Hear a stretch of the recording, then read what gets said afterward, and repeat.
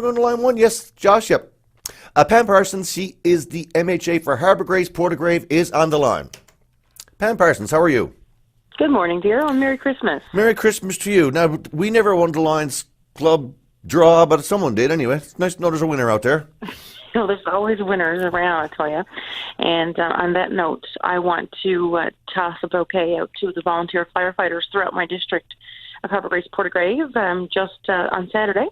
It was led by the Bay Roberts Fire Rescue, the volunteers there, and of course with the help of Upper Island Cove Volunteer Fire Department and Spaniards Bay Tilton Fire Department. You know, they raised a lot of money, or a lot of donations rather, for the Helping Hand, this local food bank located in Bay Roberts. They spent a good portion of their day at all the local grocery stores in the town, raising, like I said, for donations to help those less fortunate for this Christmas season and the year through. So, you know, hats off to the great work these men and women do, I must say. That's awful nice. How much did you raise, you know? I don't know the exact amount, but it was significant. I remember seeing it on social media, and it was a significant amount of money. Or it's a donation, and so they're collecting the actual physical donations, and I think they are collecting monetary donations as well. So, you know, if anybody wants to help out, it's never too late. The volunteers down at the Helping Hand in Bay Roberts, of course, and also St. Paul in Carbonear, the food bank, local food bank there as well. St. Vincent de Paul, that one's called. You know, they're always willing to accept, of course, donations to help those who are less fortunate and who are in need. So let's, you know, among all the Christmas spirit and the cheer, let's remember those, and let's always support people who need the help. If you're into Sobeys, Dominion, or Powell's, you know to pick some up and put some in the, put some away for the food banks. It's important this time of year. Yeah, and I mean the Angel Tree too, as well, located in the Bay Roberts Mall, as well as they've got they're accepting donations as well in Carbonear for toys as well for children to be delivered, and that's usually led by the Salvation Army there. So lots of great things happening throughout the district, and of course across the province, especially this time of year. So I like to think that, you know, there's lots of winners here. And on that note, having said that, I'm also happy to keep you posted on the steps and the process of the Coles Point Primary School replacement process. And now the public, I gave a call in, of course, when the public tender was issued, and now that has officially closed. So that tender has closed. The contract has yet to be awarded, but the wheels are turning and hoping now for a somewhat short winter season, so we can begin physical work on that school when spring breaks. It's long overdue, and things are happening, and it is very exciting. So any idea when the the tender is going to be awarded? I had a good chat with the minister recently, and it hasn't yet happened, but he's anticipating it will happen in the near future, so to make everything all official. But having said that, the information is available on the Department of Transportation Works, the provincial site, so people can certainly venture on that site and have a look. I mean, everything is put there, of course, for public consumption and viewing. But no, I must say it's very exciting to get this. You know, it's long overdue. I mean, the building is about 60 years plus. And, you know, it's in a long overdue need of replacement.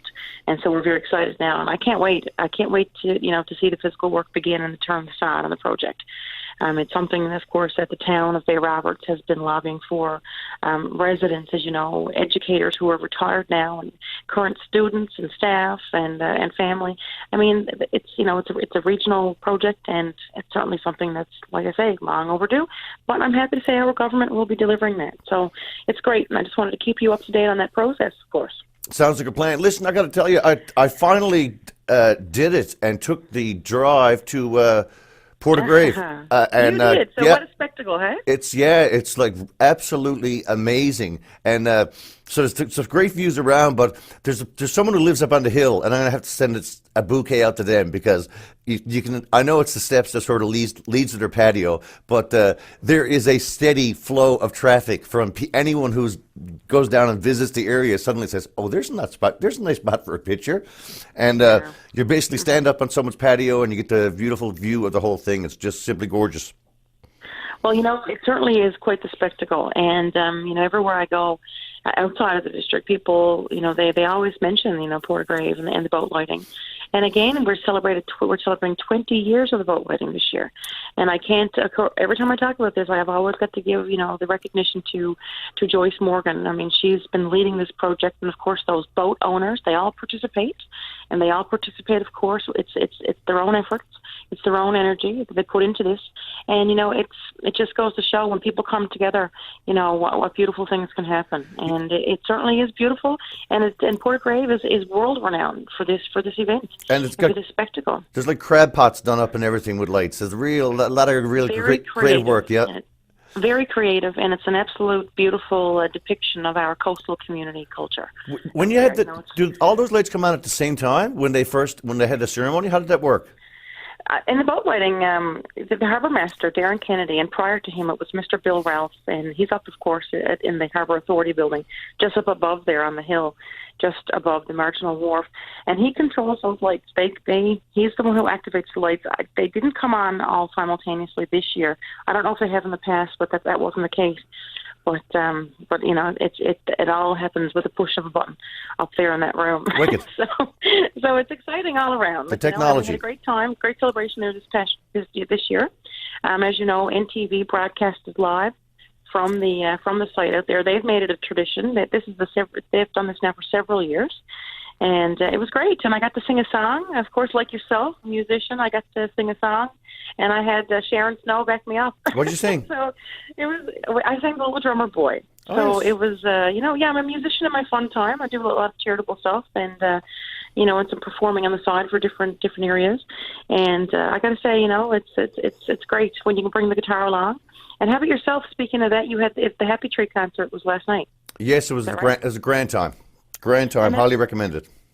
Right. I mean, and that's also, it happens for a great cause. Yep. The happy, it goes, all those for the proceeds to the Happy Tree.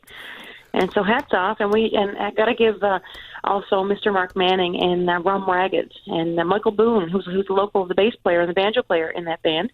And he's from Berenice, actually from the district. Oh, is he? And the same night of the boat lighting, there was a concert up at St. Mark's, the church there, the Heritage Church in Berenice, and Rum Ragged were there to perform. And let me tell you what a beautiful concert they put off.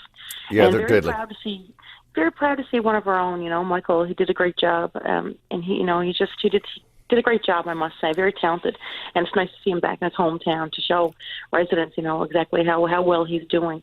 And at that same night, this was conducted by the Portgrave Peninsula Heritage Society, a group of volunteers who've come together with the goal, of course, of helping to develop Portgrave Peninsula for a tourism destination. And myself and my colleague MP Ken McDonald, as I mentioned to you before, we've got to announce some significant funding to help develop the Green Point lighting station in Portgrave, and it's about $154,000 investment for federal and provincial combined there to that. So we got to announce that. So that's a very special announcement as well. It's a beautiful little corner of the world. Listen, Pam Parsons, you have yourself a Merry Christmas.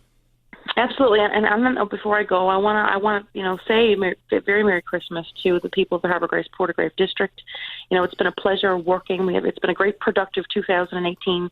Working with everybody throughout the district to get projects done, to get things moving for school. The 2020 Summer Games we've secured. Of course, in Upper Island Cove, they've received their medical rescue unit fire truck, and lots of great work. Work on the Veterans Memorial Highway, which is currently still in process. So again, a reminder to motorists. So a pleasure working with everyone. I want to wish everyone a very safe and happy, Merry Christmas and a prosperous, happy, healthy New Year. Listen, thanks for this. Talk soon.